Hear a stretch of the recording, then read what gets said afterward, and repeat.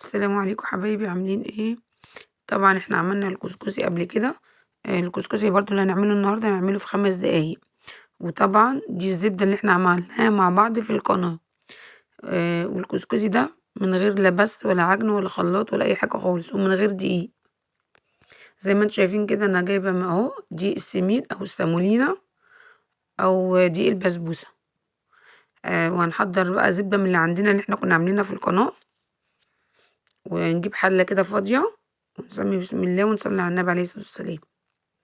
ننزل بقى بالزبدة بتاعتنا في الحلة، طبعا لغاية ما تسيح وتبقى سخنة اهو.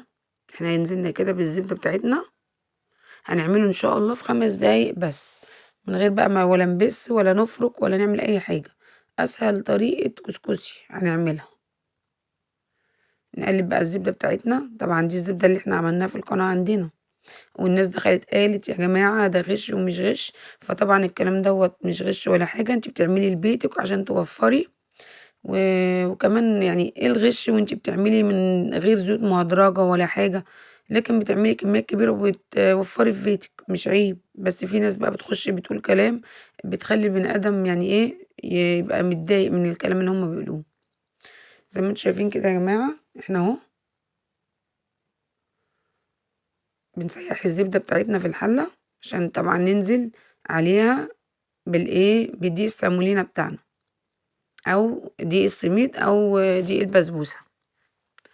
طبعا مش زي الطريقة اللي هي العادية اللي بتاعتنا بتاع الدقيق الأبيض، ونبس ونحط في حلة البخار بعد كده نفرك بعد كده نرجع تاني نحطه ونرد، لأ دي طريقة سهلة جدا. معلش بقى ان الكاميرا البخار بتاع الزبدة جاي عليها. كده نزلنا بأول كوباية سميد زي ما انتوا شايفين، والتانية اهو. هنقلبهم بقى مع بعض في الزبدة بتاعتنا اللي احنا سيحناها. معلش بقى البخار والله يعني بتاع الحلة جاي على الكاميرا، اعذروني. اهو هنقلبه كل الزبدة مع دقيق السميد ده، نقلبه كويس لغاية ما يسخن ويتشرب اهو. كده شرب معانا زي ما انتم شايفين، بسم الله ما شاء الله لا قوة الا بالله. اللهم صل وسلم وبارك على سيدنا محمد صلى الله عليه وسلم. نقلب بقى كده ومش بياخد 5 دقايق يعني. كده هو اتشرب الزبدة اللي احنا حطيناها. طبعا كل كوباية سميد ليها كوباية مية. هنحط بقى رشة الملح دي عشان نظبط معانا الكسكسي بتاعنا. نقلب.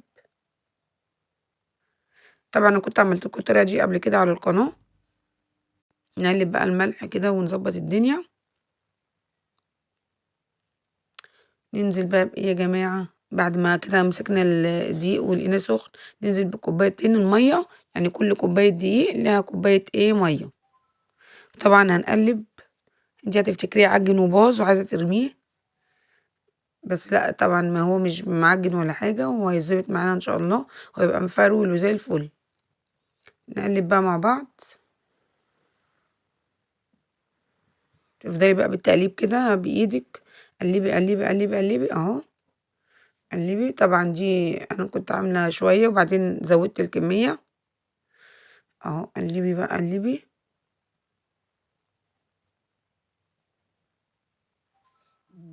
هنا بقى انا مسرعة الفيديو.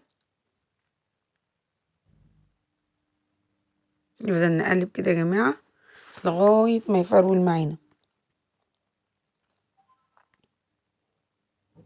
ده طبعا اللي انا كنت عملته برضو معاكم قبل كده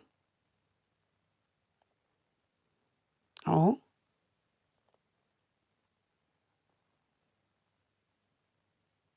نقلب كده مع بعض كويس. هتبصي تلاقي بقى فرول. ده اللي انا عملته معاكم قبل كده برضو، حبيت اضيف لكم مع الفيديو ده عشان نفس الطريقة. بسم الله ما شاء الله لا قوة الا بالله اهو بيفرول. طبعا كوني مجهزة حبة سمنة سايحين اهو. كده استوى. بتفرولي بايدك كده بتشوفيه استوى ولا لا. هو كده استوى بعد ما بتشرب المية بيبقى كده استوى. بس انتي ايدك في التقليب مستمرة. كان بيضحك علينا ومنعرفش بيتعمل ازاي يعني بسرعة، مكناش عارفين الطريقة. طبعا لما عرفنا الطريقة بلقينا اسهل مما يمكن ومن غير تعقيد ولا اي حاجة خالص، ولا بخار ولا خلاط ولا اي حاجة. سهل جدا. اي عروسة صغيرة واي ست بيت هتقدر تعمله. هو كده اهو خلاص. تشرب كل حاجة معايا المية بتاعته كل حاجة، وبسم الله ما شاء الله ننزل بقى بالزبدة برضو هي سايحة كده بدرجة حرارة المطبخ الغرفة اهو. نقلب بقى وكلي بقى احلى كسكسي عملتيه من ايديكي في 10 دقايق او 5 دقايق اهو. طبعا هوريكم بقى لما نحضره نبقى مجهزين له السكر البودر، طبعا عاملينه في الخلاط وحبة زبيب، ونقدمه كده بألف هنا وألف شفا على قلبكم. وأسرع طريقة لست البيت لعمايل الكسكسي، كان صعب جدا ما كانتش بتقدر تعمله، مش هياخد 10 دقايق إن شاء الله. أهو زي ما انتوا شايفين بسم الله ما شاء الله لا قوة إلا بالله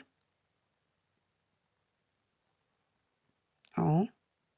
طبعا أنا عملت كمية، طبعا هوريكم بقية الكمية دلوقتي أهو. ودي بقى طبعا باقي اللي أنا عملته من الكسكسي أهو، ضفته في الأطباق زي ما انتوا شايفين بألف هنا وشفا. ما تنسيش بقى اللايك والشير وتفعلي زر الجرس عشان يوصلك كل جديد.